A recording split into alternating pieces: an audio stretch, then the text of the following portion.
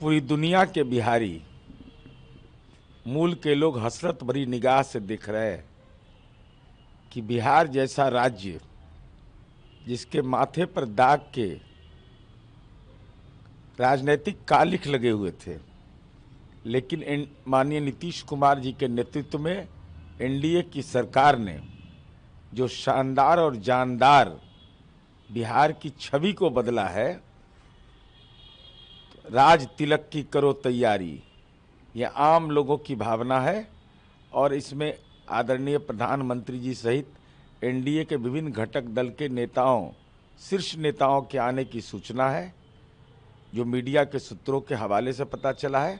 तो हसरत भरी निगाह से लोग उम्मीद लगाए बैठे हैं और राष्ट्रपिता महात्मा गांधी के चरणों में शीश झुका करके वह कार्यक्रम आयोजित होगा। वह राज्य की राजनीति में मील का पत्थर साबित होगा। पीएम मोदी ने भी बिहार की जीत पे कहा कि अब भारत और बिहार के लोग जो डेवलपमेंट की बात करते हैं उन पे ही ट्रस्ट अपना दिखाते हैं। आपने देखा बिहार के रिजल्ट में क्या हुआ। निश्चित रूप से आदरणीय प्रधानमंत्री जी की भावना जनता के अनुकूल है। जब बिहार और झारखंड का बंटवारा हुआ था तो आलू बालू एक आदमी का और नाम लिया जाता था। दहशत और खौफ था, और खौफ करने वाले लोग सुधरने वाले नहीं हैं। अभी भी एक हिस्ट्री सीटर को अपने घर में रखे हुए, तमीज नाम है कि रफीज नाम है, जो राजनीति का तमीज सिखा रहा था इनको, जो उत्तर प्रदेश के गैंगस्टर एक्ट से लेकर विभिन्न मामले का आरोपी है, वह राजनीति का तमीज सिखा रहा था। तो खौफ की राजनीति, जंगल राज का चस्पा, लालू जी जो आपको चस्का लगा हुआ है राजनीति का ना, आपके बेटे को भी वही सूट करता है। शपथ ग्रहण के बाद क्या रमीज पे एक्शन लेंगी बिहार सरकार? नहीं, अब तो उसके बारे में जानकारी ले रहे हैं। अभी उनका जन्म टिप्पण हम खोल रहे हैं, कितना दिन जेल में रहे हैं, कौन कौन जेल में रहे हैं, कौन कौन से मामले दर्ज हैं, इन तमाम तथ्यों को। लेकिन महत्वपूर्ण सवाल है कि हिस्ट्री सीटर कैसे राष्ट्रीय जनता दल का मीडिया कोऑर्डिनेट करने का दायित्व संभाल रहा था, जो मीडिया सूत्रों से पता चला है, और वैसे ही लोगों के साथ रख करके विरोधी को गाली दिलवाने का काम कर रहा था। ये मेरा सीधा आरोप है कि राजनीति में हिस्ट्री सीटर का उपयोग क्या है। पार्टी का शीर्ष नेतृत्व उसके साथ खड़ा है। ये कितना बड़ा गुनाह है। पिता रीतलाल यादव का प्रचार कर रहा है, अब बेटा एगो यूपी से गैंगस्टर को ले आया। ये तो हद हो गया। पार्टी के लोग तो कह रहे हैं कि हम तेजस्वी यादव के साथ हैं, रोनी आचार्य के साथ नहीं है। वो उनका आंतरिक मामला है। लालू जी ने कहा है कि हम अपने परिवार का आंतरिक मामला को खुद तय करेंगे। जब मैं हूँ, उनके रहते ही घर के में आग लग गई, बेटी के आंख से आंसू निकल गए, लेकिन अब लालू जी ने आश्वस्त किया है कि हम अपने घर को खुद देखेंगे। पारिवारिक राजनीति का कुनबा का यही हश्र होता है, लेकिन तमीज कौन सिखा रहा था, ये बड़ा महत्वपूर्ण विषय है। कल आरजेडी विधायक दल की बैठक बुलाई गई। तमाम जो जीते हुए विधायक जो प्रत्याशी थे सब पहुंचे और चुनाव कैसे वो हारे इसकी चर्चा उन्होंने किया। उन्होंने कहा कि वोट चोरी हुई है, 25,000 वोट पहले ईवीएम में मौजूद थे, ईवीएम मैनिपुलेशन हुआ है, तब जाकर हम चुनाव हारे। खैर इतना तो कम से कम इस बार नहीं न कहे। 2020 में कहे थे कि प्रशासनिक पदाधिकारियों का दुरुपयोग करके हमारे सीटों की संख्या घटा दी गई। जनता के जनादेश का जो सम्मान नहीं करता है वह राजनीति का सामंत होता है। अब इनको ईवीएम में आएगा नजर, एक सप्ताह के बाद बोलेंगे कि वोट का प्रतिशत मेरा इतना बढ़ गया, सीट की संख्या भले ही घट गई। अरे सच को कबूल करिए ना कि जनता व लंपट राजनीति पर भरोसा नहीं कर सकती है। जनता विकास की राजनीति पर भरोसा करती है। आपके गांव का और आपके क्षेत्र का विकास हमने किया है, और नेता प्रतिपक्ष बनने का जहां तक सवाल है, वो तो झटका में मिल गया, नहीं तो संख्या बल में तो वहां भी पिछड़ जाते। तेजस्वी यादव राजी नहीं थे नेता प्रतिपक्ष बनने के लिए, बोल रहे हैं कि काफी मनमनौवल हुआ, उसके बाद वो माने हैं। अच्छा, मान मनौवल का जरूरत है? बिना सुविधा के लोग रह सकता है? विधान परिषद में कौन नेता है? राबड़ी देवी। तो वहां सिद्दीकी साहब नहीं बन सकते हैं? सिद्दीकी साहब का अनुभव कम है, तो वहां तो चाहिए, वहां भी चाहिए वही। बड़ी मान मनोबल से लालू जी रह गए हैं राष्ट्रीय अध्यक्ष, किडनी ट्रांसफर हो गया, लेकिन राजनीति का किडनी नहीं, इन्फेक्शन जिसमें नहीं है उसको नहीं ट्रांसफर करेंगे।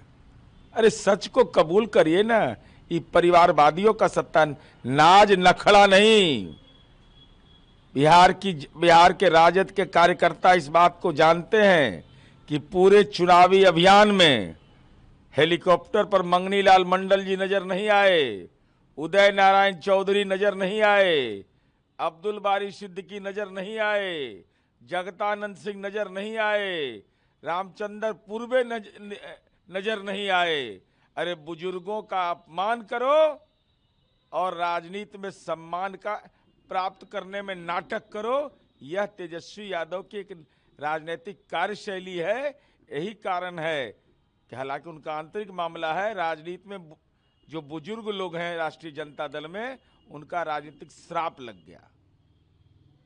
झारखंड की राजनीति में भी उथल पुथल हो सकती है। जेएमएम ने कहा है कि हम जो हमारा गठबंधन है कांग्रेस और आरजेडी के साथ, उस पर हमें विचार करने की जरूरत है।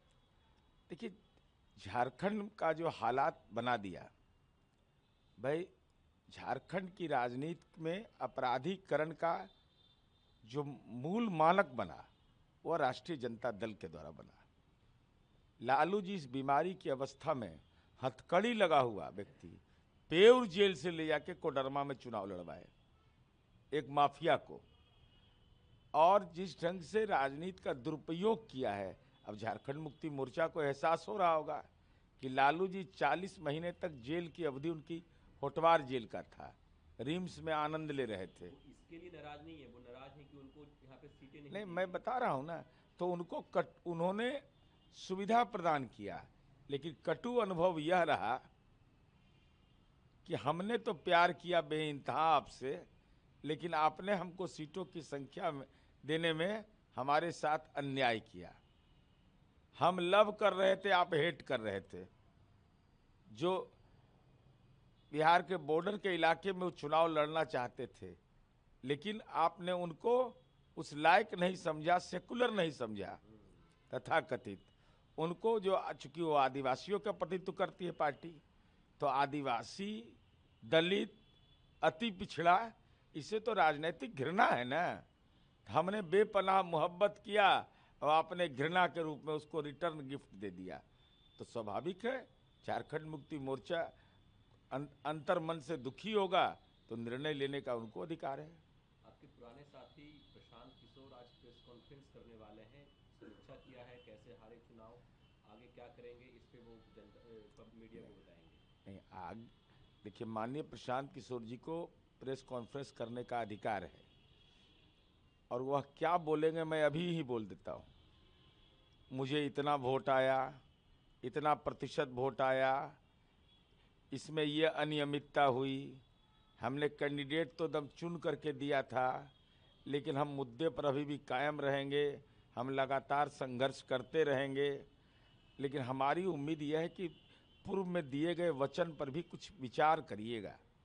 आपने कहा था कि जनता दलियों को 25 सीट आ जाएगी तो राजनीति से संन्यास ले लेंगे, लेकिन हमारा उसमें सीधे मंतव्य है कि आप तो संन्यास नहीं लीजिएगा, क्योंकि राजनीति करने का जिसको आदत लग गया, माला पहनने का आदत लग गया, भाषण करने का आदत लग गया, कितना भी कोई कहे वो तो आप छोड़िएगा नहीं, लेकिन तत्काल राहत के लिए बिहार छोड़ दीजिए।